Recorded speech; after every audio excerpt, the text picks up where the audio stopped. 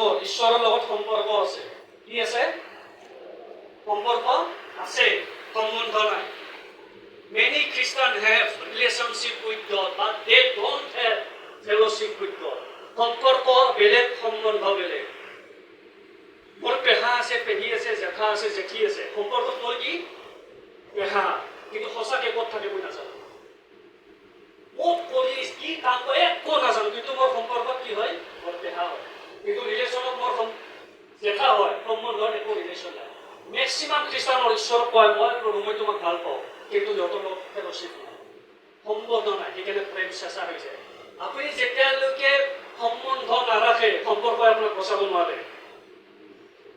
সম্পৰ্কই আপোনাক কেতিয়াও বচাব নোৱাৰে যেতিয়ালৈকে ঈশ্বৰৰ লগত আপুনি সম্বন্ধত নাথাকে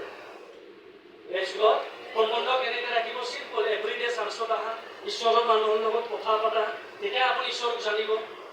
কথা পাতিলে বিশ্বাসীৰ লগত কথা পাতিলে নিজৰ প্ৰেমটো ঠাণ্ডা হৈ আছে যদি গৰম হ'ব পাৰে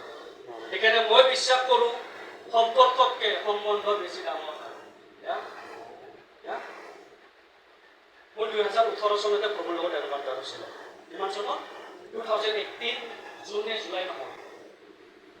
4 বছৰ 2022লৈকে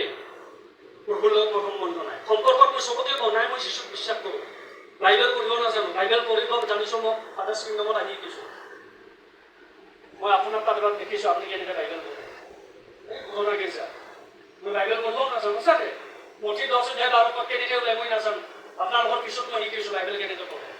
4 বছৰ সম্পৰ্ক আছে সম্বন্ধ নাই